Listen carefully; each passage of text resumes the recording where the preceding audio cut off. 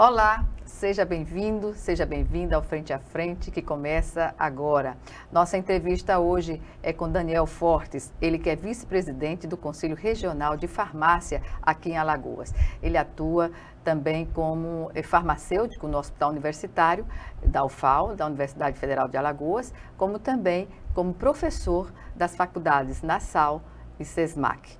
Portanto, eu agradeço antecipadamente a participação do professor aqui. Professor, estamos aqui para falar sobre o Dia do Uso Nacional de Medicamentos, né? A automedicação, que hoje tem um foco maior direcionado a idosos e a crianças. Como se chegou a essa necessidade? A gente tem o Dia Nacional do Uso Racional de Medicamentos, que é uma data onde nós buscamos aconselhar, orientar a população quanto à forma correta de se usar esses produtos aí.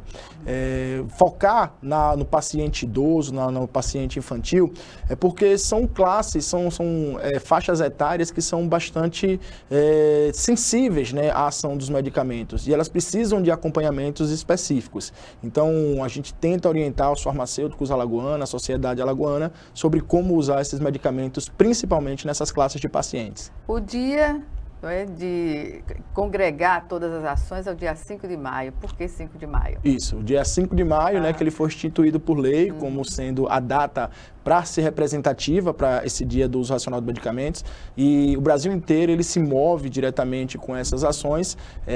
A gente acontece simultaneamente, né, tanto em Alagoas quanto em outras unidades federativas do Brasil. Essa ação é promulgada e a gente busca realmente enfatizar essa data, que na verdade tem que ser acompanhada durante todo o ano, né? Pois é, não é algo para se demarcar numa única data, mas vocês na data do dia 5 têm uma programação, não é? No shopping de Maceió. Como vocês vão fazer? Isso. No dia shopping, 5. Lá no shopping Maceió, a gente vai estar em frente aos cinemas, né? Nós vamos montar um palco e lá no palco a gente vai fazer mini palestras com mais de 20 farmacêuticos que vão participar desse momento aí.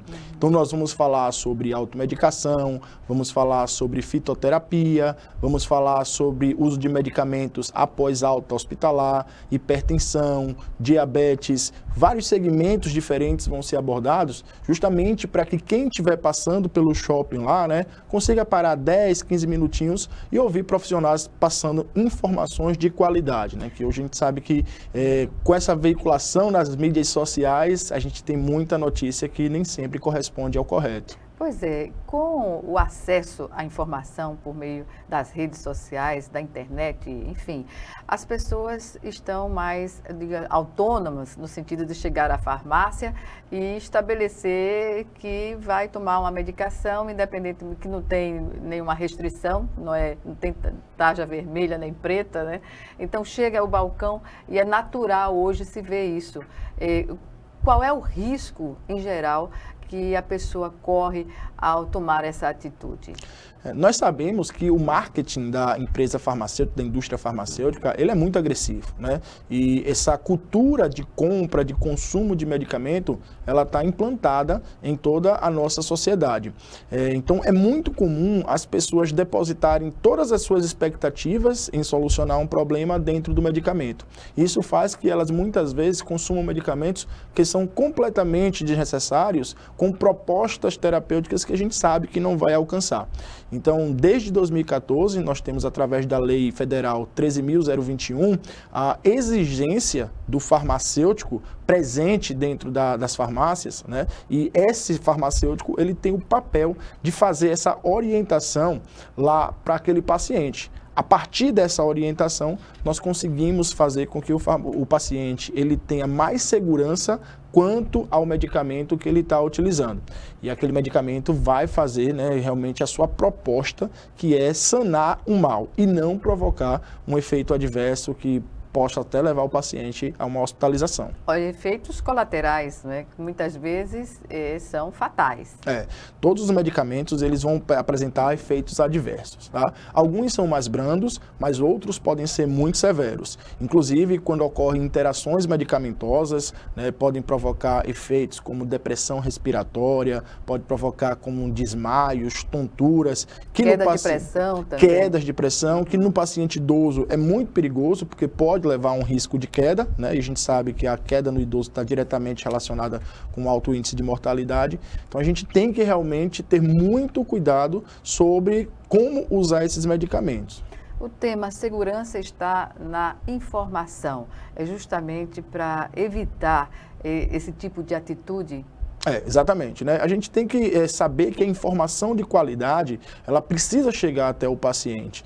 Não é um processo que é fácil de acontecer, é um processo que ele demanda um certo tempo e essa informação, uma vez que ela vai ser passada por um profissional capacitado, habilitado para constituir esse atendimento para o paciente, a gente tem a expectativa, então, que se tenha uma redução sobre esses eventuais riscos. O uso indiscriminado de medicação, a automedicação, é algo que pode ser considerado cultural aqui no Brasil? Ela é bastante cultural, né? Uma pesquisa recente do Conselho Federal de Farmácia mostrou que 76% da população brasileira se automedica, então é um percentual muito elevado, né? E a gente sabe que ainda há pessoas que fazem essa automedicação e que talvez não tenham entrado nessas estatísticas.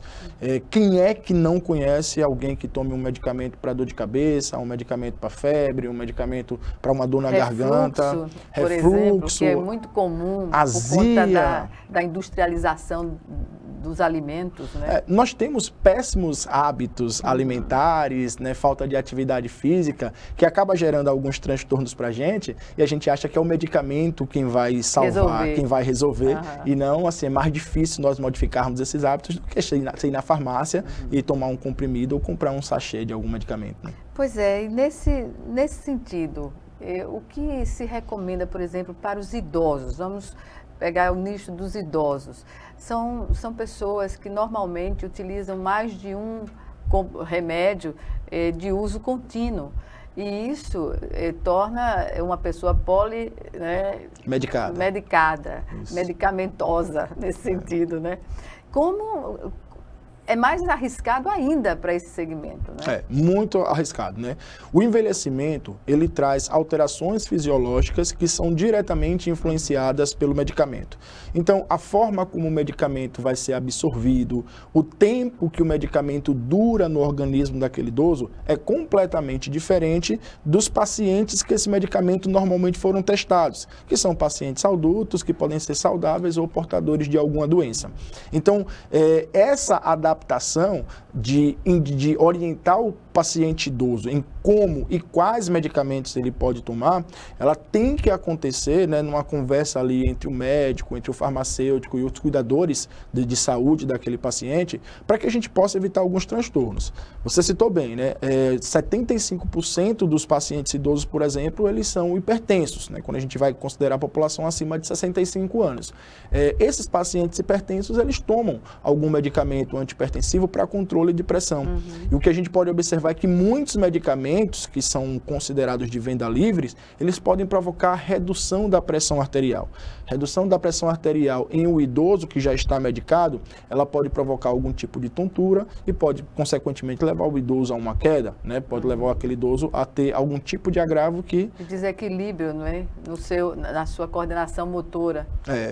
Muitos medicamentos, eles provocam, tem essa sensação de vertigem, de tontura, que para o indivíduo idoso é muito mais perigoso. Professor, o senhor falou sobre o entendimento, né, medicamentoso, digamos assim, entre paciente, médico, farmacêutico, mas isso é na teoria, porque na prática o médico prescreve a medicação para o paciente e ele não vai confrontar isso com o farmacêutico, né?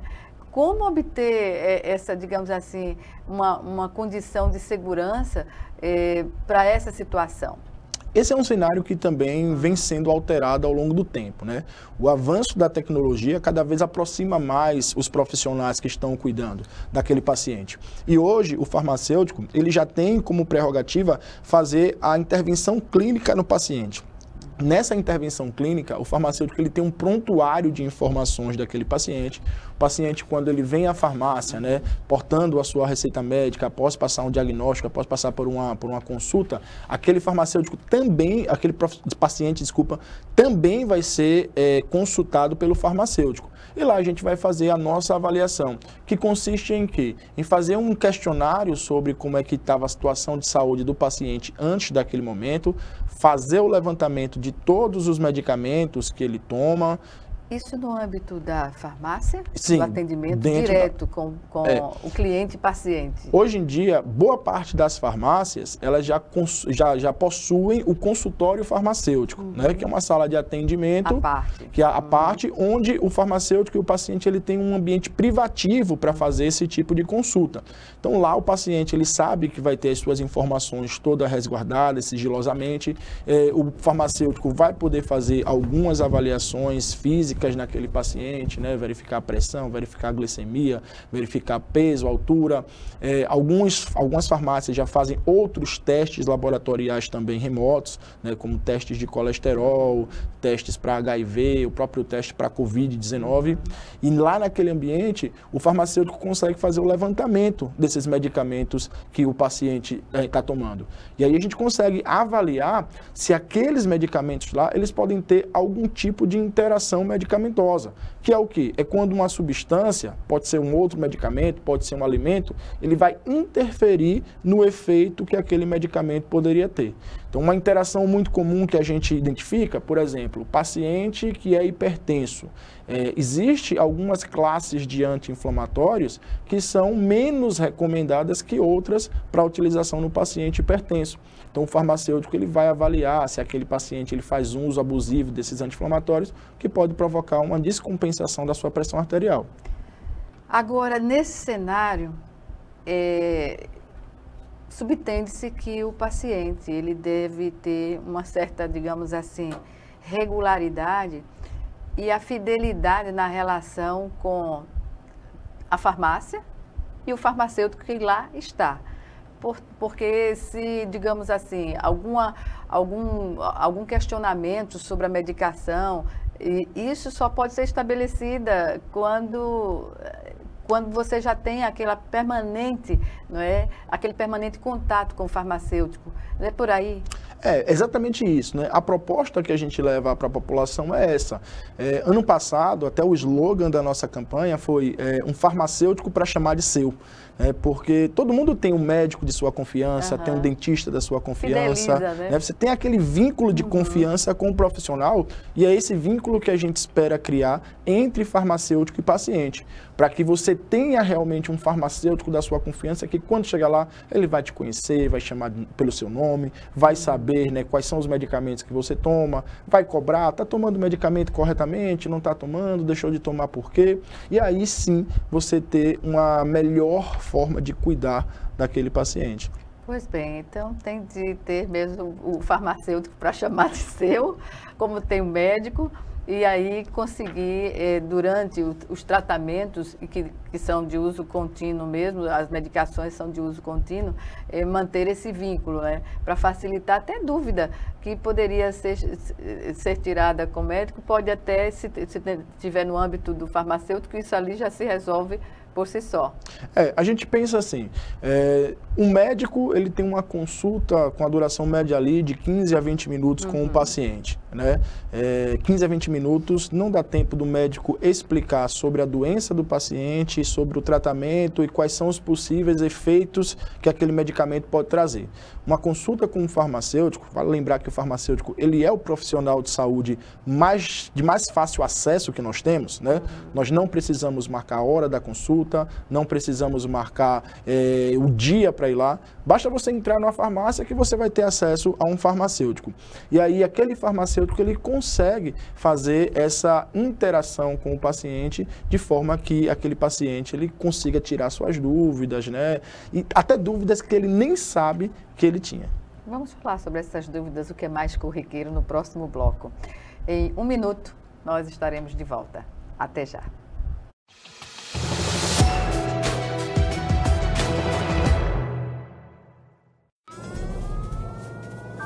Há mais de 40 anos, um grupo de médicos criou uma organização de emergência médico-humanitária capaz de oferecer ajuda às pessoas em meio a desastres naturais, epidemias ou guerras, atendendo os mais necessitados sem se importar com raça, religião ou ideologia.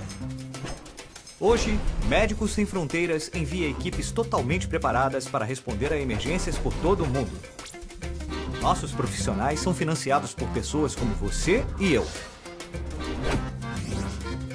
Conheça-nos, participe, apoie, porque juntos chegamos mais longe.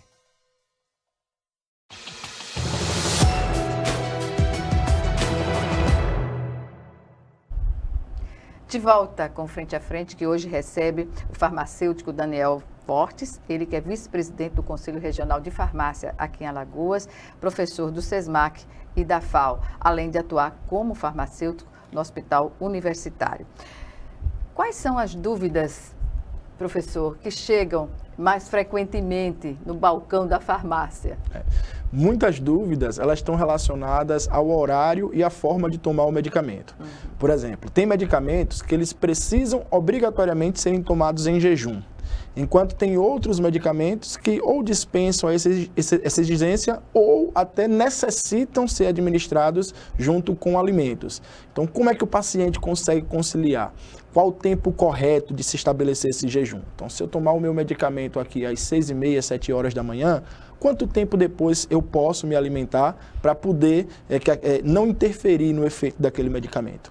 Então, a gente vai e orienta, né? Assim, o medicamento, quando ele precisa ser tomado em jejum, o paciente ele tem que estar pelo menos 1 hora sem se alimentar e só pode se alimentar após 30 minutos da ingestão daquele medicamento, para garantir que aquele medicamento ele possa ser bem absorvido. Pois isso é importante, porque é uma informação importantíssima, porque necessariamente as pessoas podem achar que acordou, já pode tomar a medicação, por estar em jejum, não é isso? Assim, até tem medicamentos, a maioria deles não vai ter interferência relacionada a se você acorda e já toma diretamente aquele medicamento, porque, assim, o pico da concentração dele no corpo da gente vai chegar somente após 30, 40 minutos que a gente ingeriu, né? Agora, tem medicamentos que devem ser tomados durante o horário da manhã. Outros medicamentos, eles devem ser tomados no horário da noite. Ou após o almoço? Após o almoço, né? Porque o almoço é quando a gente tem uma refeição com maior quantidade de gordura. Então, aquela gordura ali, ela pode interferir diretamente na absorção do medicamento, né? Enquanto alguns medicamentos, eles são bem absorvidos junto com esse pós-almoço, outros medicamentos, eles vão ser completamente, ter sua absorção comprometida. Então, a gente precisa avaliar realmente substância a substância para saber, né, organizar o horário de tomada de medicamentos para aquele paciente. Tem paciente que vai ter 6 horários diferentes de tomada de medicamento. E aí a gente vai colocar os medicamentos que não têm interação com o alimento nem uns com os outros para serem tomados juntos, né, e tentar espaçar corretamente para não comprometer o efeito. Automedicação quando se trata de vitaminas. As pessoas correm às farmácias para comprar vitamina E, vitamina B, vitamina C, vitamina D, sobretudo vitamina D, né? No período da pandemia, as farmácias tiveram um faturamento imenso nessa área. Como administrar isso?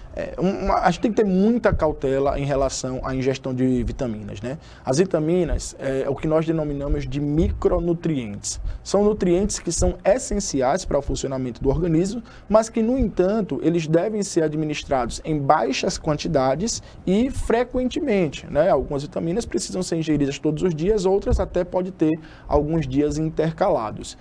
O que aconteceu na pandemia é, na verdade, uma exacerbação de um cenário que é muito corriqueiro aqui no Brasil. Como a gente comentava anteriormente, o brasileiro ele tem o costume de depositar todas as suas expectativas de cura de uma doença dentro do medicamento. E aí, quando veio um vírus completamente desconhecido, né, e que a gente não sabia como cuidar, como tratar aquele vírus ali, até porque não existia uma vacina, foi se criando vários tipos de teorias, vários tipos de propostas de medicamento que a grande maioria delas realmente não apresentava nenhuma informação segura de que poderia ser eficiente. E aí o paciente ele começa a ingerir elevadas quantidades de vitamina C e de vitamina D. Aquela vitamina C e aquela vitamina D não tem comprovação científica que pode melhorar a imunidade, tá? Isso aí é um mito, né, que desde a década de 70 que ele é amplamente disseminado, que vitamina C melhora as defesas do corpo. Tá? Vários estudos já foram realizados e eles não comprovaram essa teoria e, na verdade, diurese, né? Exatamente, né? Ela vai aumentar a sua excreção por via renal, pela urina. E vários desses medicamentos, vitamina C e vitamina D principalmente, eles podem provocar, inclusive, aumento na formação de cálculos renais. Então, um paciente que já tem uma predisposição a ter pedra nos rins, ele pode vir a ter crises de renais por conta da ingestão excessiva de vitamina C e vitamina D, que aumenta a formação desses cálculos. Professor, então seria, digamos assim, seria bom viabilizar que quando o paciente recebe a prescrição médica, ele vai à farmácia, mas ele procura o farmacêutico para ajudá-lo, orientá-lo como administrar a prescrição durante todo o dia. Exatamente. Muitos pacientes, né, quando eles saem do consultório médico, eles saem tanto quanto inseguros, né? Porque por conta da dinâmica do próprio consultório, normalmente o médico ele tem uma agenda muito cheia, o paciente ele fica com medo de estar incomodando o profissional. Então ele não tira todas as dúvidas relacionadas ao medicamento que ele poderia ter. E quando chega lá na farmácia, né, esse paciente muitas vezes vai à farmácia com pressa. Ele estaciona o carro, ele para na farmácia quando está chegando do trabalho, compra o seu medicamento e rapidamente sai. E ele perde uma oportunidade muito boa de tirar as dúvidas relacionadas àquele medicamento, principalmente se for um medicamento que ele usa com frequência, que ele faz uso contínuo. Então o farmacêutico ele está ali disponível para ser abordado, para ser questionado, para ser perguntado, tá?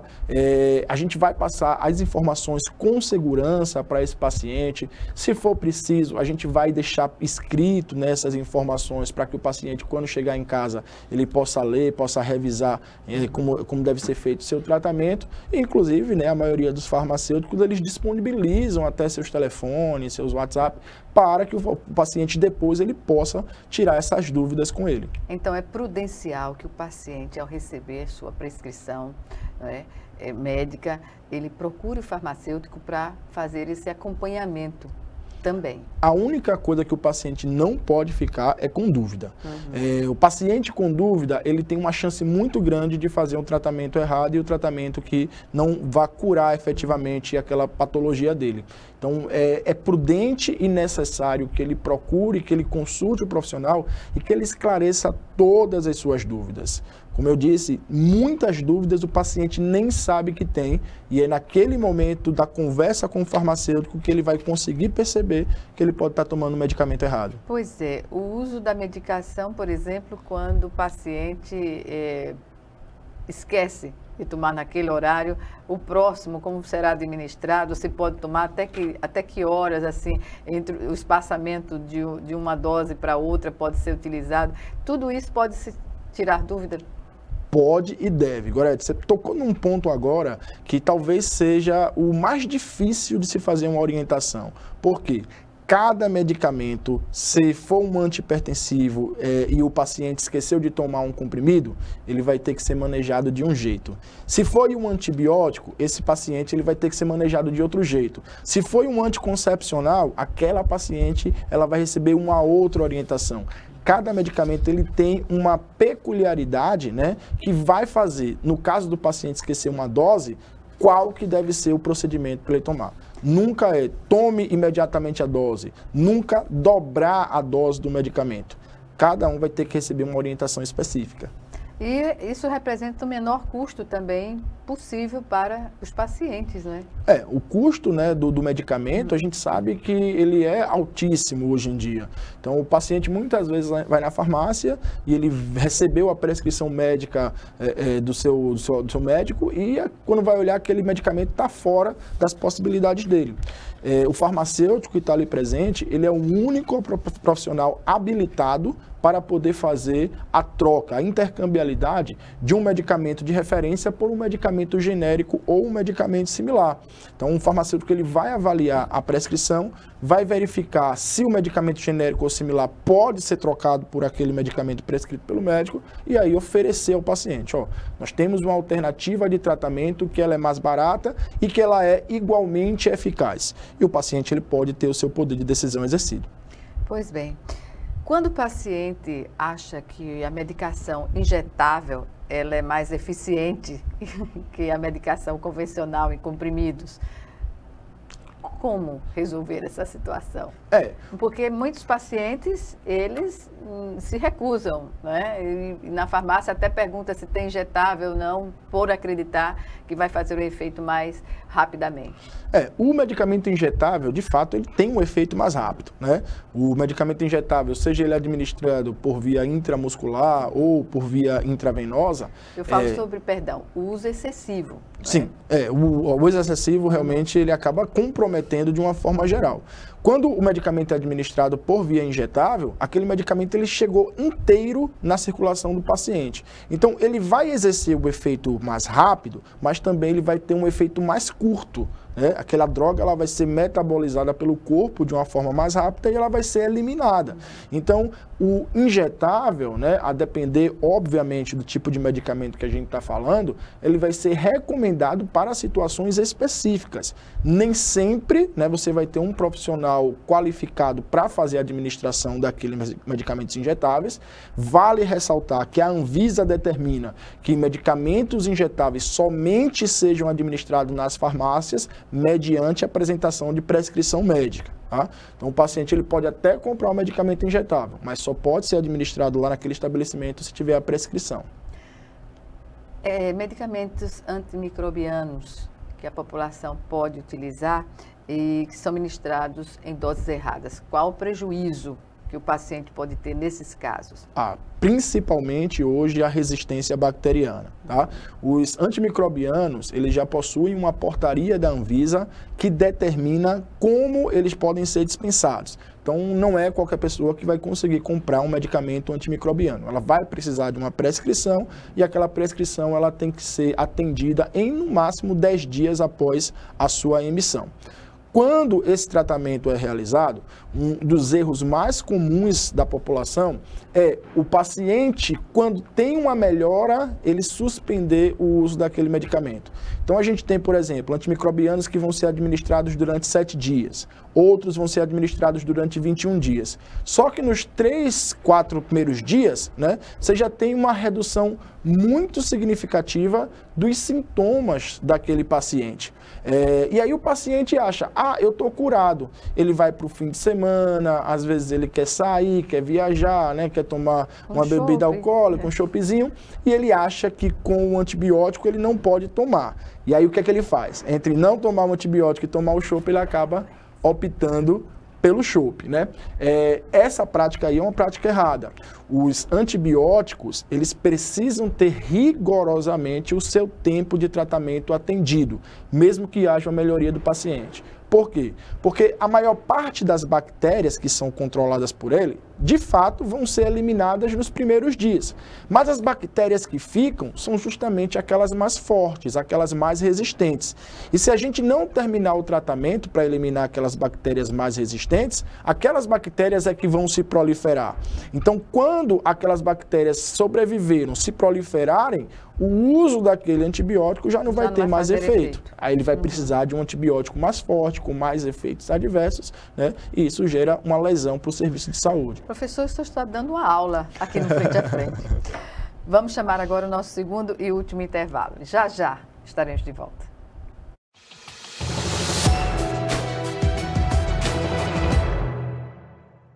Doar Doar sangue é seguro e não dói. O Hemocentro de Alagoas utiliza a mais alta tecnologia para fazer a coleta de sangue. Para doar sangue, é necessário ter mais de 18 anos, pesar mais de 50 quilos e apresentar um documento de identificação com foto. O doador não pode ter contraído doenças como a hepatite, sífilis, AIDS e doença de Chagas. Mais informações é só ligar 3315 2106. O Hemocentro de Alagoas precisa de você.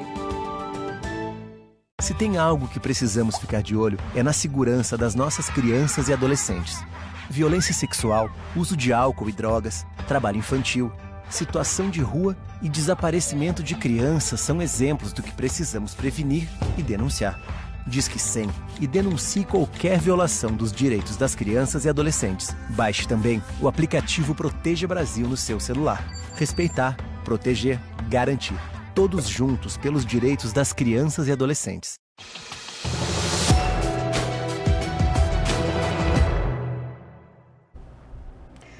Estamos de volta para o último bloco do Frente a Frente, que hoje recebe o farmacêutico Daniel Fortes. Ele que é vice-presidente do Conselho Regional de Farmácia aqui em Alagoas, atua na profissão no Hospital Universitário e como professor ele também atua no SESMAC e na FAO. Professor, estamos falando sobre automedicação, os riscos que as pessoas têm, né, nesse sentido, quando se automedicam. Eu ainda pergunto, o que leva as pessoas a fazerem essa opção de se automedicar? É o comodismo também de estar em casa? Liga, diz que farmácia, chega em casa e resolve a situação, acha que resolve, na verdade. Tem alguns fatores que a gente tem que considerar, Gorete. Primeiro, realmente é o marketing farmacêutico, que ele é muito agressivo. Então, há muito tempo a gente via na televisão as propagandas de medicamento prometendo curas milagrosas. O segundo é a dificuldade de acesso ao serviço de saúde, dificuldade de acesso ao médico. Além de consultas, às vezes com valores muito altos, os planos de saúde demoram para atender essa demanda e muitas vezes o médico ele não está disponível ali no serviço público. Então, o paciente ele acaba não tendo a paciência de esperar atendimento com aquele médico e procurar aquela farmácia. E claro, né, existem os atendimentos que eles são feitos ali para sanar transtornos pequenos, como você já falou, uma dor de cabeça, uma dor de garganta, uma tosse, ela pode ser sim manejada na farmácia. O que não pode acontecer é o paciente se autodiagnosticar, né? Ele achar que tem uma determinada doença e que ele mesmo vai conduzir o seu tratamento. O farmacêutico ele tem formas de avaliar um paciente, saber se realmente aquele sintoma ele é algo específico, é algo de curta duração e que ele só vai trazer uma comodidade para o paciente, ou se aquele paciente ele precisa de uma avaliação médica mais rigorosa. Então, o farmacêutico ele vai fazer um encaminhamento por escrito para o médico, né, dizendo por que aquele paciente ele precisa passar por uma consulta. Esses são os motivos principais que a gente tem, né, que incentivam tanto essa automedicação, esses números tão expressivos no Brasil. Pois é, automedicação, nós falamos com pessoas adultas, idosos sobretudo, que têm autonomia de ir e vir e de comprar. Agora falemos sobre as crianças, não é? Que não têm essa autonomia, mas os pais conduzem da mesma forma que eles fazem com a sua saúde e conduzem para seus filhos também. Como enfrentar essa situação? Falar com pais nem sempre é muito fácil, né? É muito comum uma criança, ela tem uma febre ali de 39, 40 graus, a mãe correr de madrugada, levar o filho na emergência e sair lá com uma prescrição de 4, 5 medicamentos diferentes. Muitas vezes, aquela febre ali, ela vai diminuir nas próximas 24 horas ou nas próximas 48 horas, porque se trata de uma infecção viral que tem uma evolução muito curta, muito rápida. E aí, essa mãe, ela cria aquela expectativa de que o atendimento médico só vai ser bom se houver a prescrição do medicamento para o seu filho. E aí, às vezes, os próprios profissionais médicos, eles se sentem pressionados, né, de estar prescrevendo aquela substância que muitas vezes, né, não vai ter a efetividade naquele paciente lá. A gente tem que lembrar que as crianças, elas têm um corpo muito menor que o nosso e muitos órgãos delas ainda estão em desenvolvimento. Então, assim, se a gente for considerar a função do fígado, que é eliminar, metabolizar esses medicamentos, o fígado da criança ele tem menos enzimas do que um fígado de um adulto. Então o medicamento ele acaba passando mais tempo no corpo da criança, o risco de ter uma superdosagem é maior e o risco de provocar algum tipo de intoxicação também é grande. Sobretudo para recém-nascidos. Quanto menor a criança, menos idade ela tenha, é mais perigoso ainda, né? As crianças abaixo de 2 anos, elas estão ainda em desenvolvimento. Então, não é uma questão nem de quantidade, é questão de certas enzimas ainda não serem produzidas e elas não conseguirem metabolizar alguns medicamentos, né? Independente disso, a gente tem que lembrar que nenhum teste em nenhum lugar do mundo com medicamentos é feito em crianças. Todos os testes são realizados em indivíduos adultos e depois que esses medicamentos chegam no mercado é que a gente começa a observar a utilização daqueles medicamentos por crianças. Então, sempre que um pai ou uma mãe submete uma criança a um determinado tratamento, tem que entender que aquele tratamento ali, ele é, de certa forma, experimental. E que existem riscos relacionados ao uso daquele medicamento nas crianças que nunca foram testados em lugar nenhum.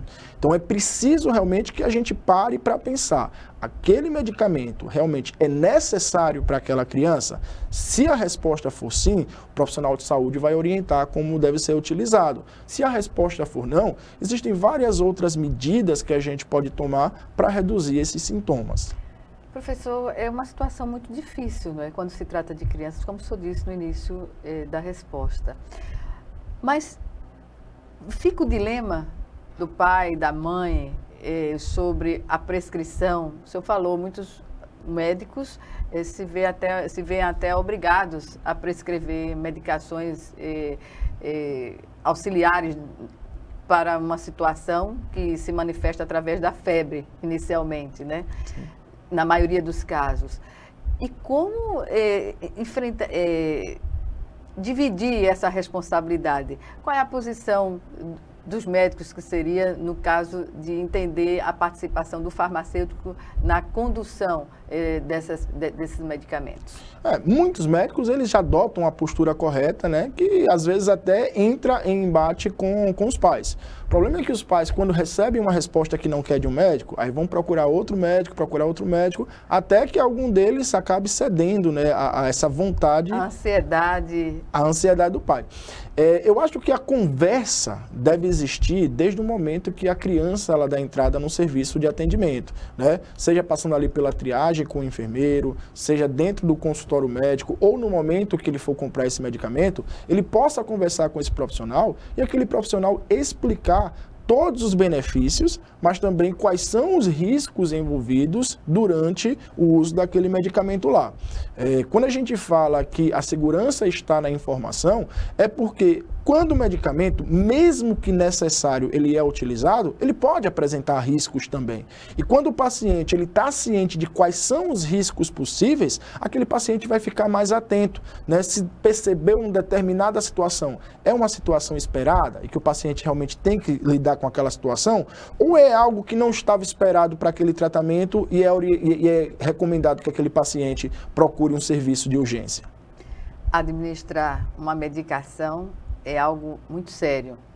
Essa consciência, ela tem que prevalecer, né? Tem um ditado que é muito comum, né? A diferença entre o remédio e o veneno é a dose. Então, todo medicamento, ele é potencialmente nocivo para qualquer tipo de paciente, a depender da forma como ele está sendo utilizado, a frequência, a dose. Então, é preciso realmente a gente se apropriar do benefício de fato que aquele tipo de produto pode trazer para a gente. Professor, e quando o paciente se assusta ao ler a bula do remédio, né, que ela se estende de forma caudalosa, digamos assim, 4, 5 folhas assim contínuas, isso é muito natural, de até o paciente desistir de tomar a medicação, não é? E ele se depara com aquele excesso de reações adversas, né? Gorete, aquelas reações adversas que são relatadas em bulas, né, muitas vezes elas vêm até com algumas legendas. São reações comuns, são reações frequentes, são reações raras, né? Ou acontecem em 0,001% desses pacientes. Tudo isso daí, ele vem de um estudo epidemiológico, né?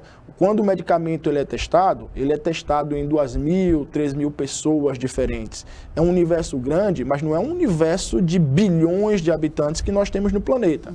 Somente quando esse medicamento entra no mercado é que a gente é capaz de fazer o que nós chamamos de acompanhamento farmacoepidemiológico, que é o quê? Verificar o comportamento daquele medicamento numa população completamente diferente, onde nós vamos ter crianças, idosos, muitas vezes mulheres gestantes, fazendo a utilização daquele medicamento ali, e aí a gente consegue mensurar de fato quais são as reações adversas que podem acontecer.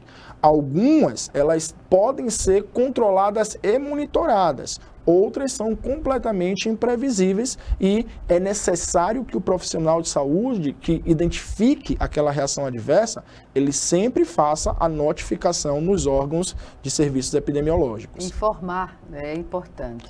É informar. Quanto mais a gente informa, mais a gente cria uma base de dados que pode dar maior segurança nos tratamentos futuros. Professor, de tudo que nós falamos até então, a interação medicamentosa constitui o maior perigo para quem se automedica? Com certeza, né? O maior risco no uso do medicamento está relacionado às interações medicamentosas. A gente tem dados aí estatísticos que mostram que 70% das interações medicamentosas ocorrentes nos pacientes não são identificadas pelos profissionais de saúde. Não é fácil identificar uma interação medicamentosa. Ela necessita de um estudo, de uma avaliação muito íntima ali da situação daquele paciente. E nem toda interação medicamentosa ela vai ser relevante para o tratamento. Às vezes ela só precisa ser monitorada, né? Agora, em alguns casos, a interação medicamentosa ela pode comprometer diretamente a ação daquela terapia. Principalmente quando a gente fala de medicamentos de controle especial, né, que são esses medicamentos com tarja preta ou outros medicamentos que são utilizados, que só podem ser vendidos mediante apresentação de receita, a chance de interações medicamentosas naquele medicamento, elas são ainda mais elevadas. Tá? Todo medicamento ele pode sofrer algum tipo de interação e às vezes a interação está em substâncias que são aparentemente inofensivas. Pois é, agora eu vou perguntar sobre, nesse contexto da medicação, sobre os anticoncepcionais. Há determinados antibióticos que não devem receber prescrição quando a mulher está fazendo uso de anticoncepcionais. Isso deveria ser um conhecimento, digamos assim, global, porque olha a infinidade de mulheres que fazem essa junção de medicamentos, né? Os anticoncepcionais, junto com esses antibióticos, eles são uma discussão e um grande desafio até mesmo para os pesquisadores da área de saúde. Porque nós temos evidências de que um antibiótico ele pode reduzir o efeito de um anticoncepcional. Só que nos estudos clínicos que são realizados, essas conclusões elas são muito discrepantes. Há estudos que mostram que realmente tem essa interferência e outros estudos aparentemente essa interferência não parece ser importante. De toda forma, o que a gente recomenda é que se haja um cuidado.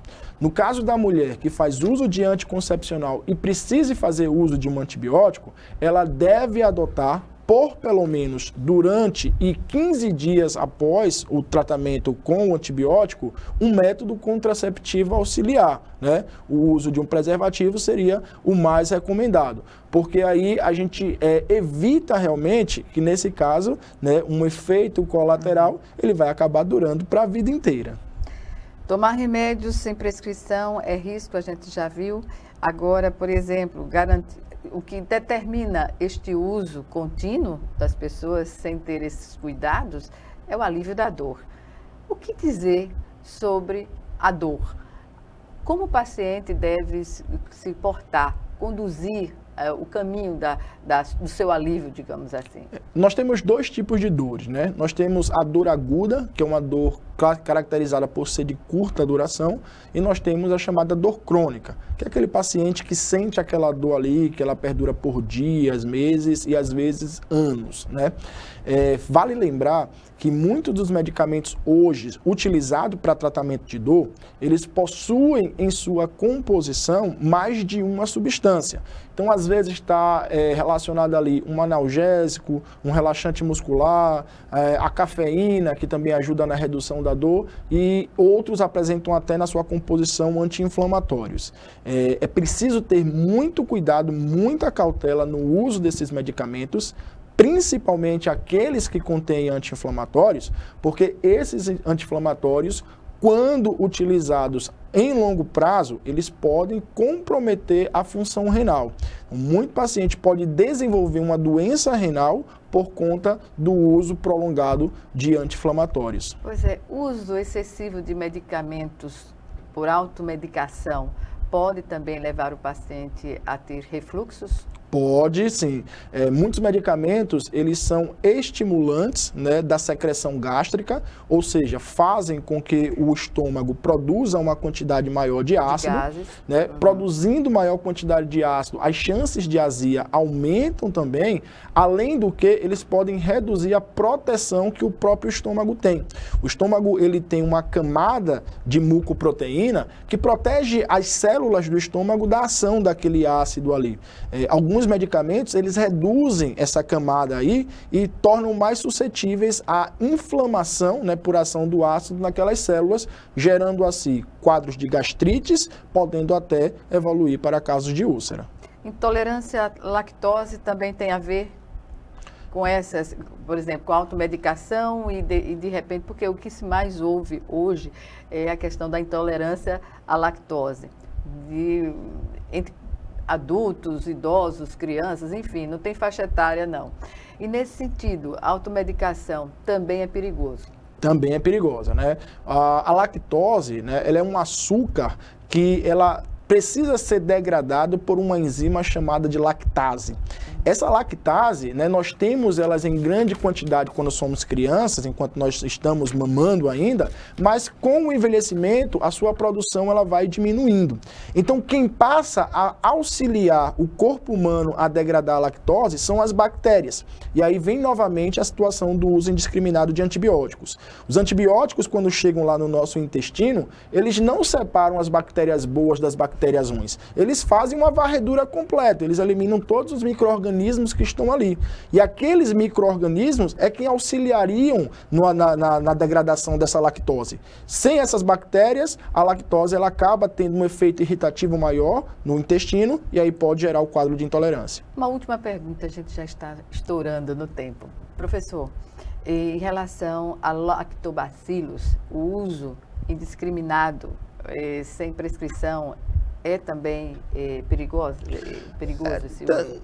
Ela não se torna tão perigosa, mas ela acaba se tornando desnecessária, ela acaba disfuncional, né? Porque os lactobacilos, eles são bactérias também que vão auxiliar, né, na manutenção da flora intestinal. E aí, quando se faz um uso, né, descontrolado, sem o controle do tipo de lactobacilo, você acaba tendo a perda, né, da efetividade que aquele medicamento ele poderia trazer. Professor Daniel Fortes, foi um prazer tê-lo aqui no Frente a Frente com essa aula que o senhor deu desde o início da nossa entrevista. Obrigada mais uma vez e até uma próxima oportunidade. Algumas considerações? Eu que agradeço, Gorete. É um prazer aqui a TV Assembleia receber, né, dar esse espaço aqui de comunicação para o telespectador, para que a gente possa passar um pouquinho, né, desse nosso serviço, que você percebe muitas vezes é com muita paixão que a gente fala, mas também porque a gente sabe da necessidade social que essas informações elas podem trazer para a população, né, de uma melhoria no serviço de saúde, nossa população que já sofre tanto, né, com a falta de assistência médica, a falta de assistência social, e a gente poder contribuir um pouquinho também para a melhoria desses tratamentos. Professor, obrigada mais uma vez e até uma próxima oportunidade. Até logo. Obrigada a você também que nos assistiu e até o nosso próximo encontro aqui, frente a frente, também com você.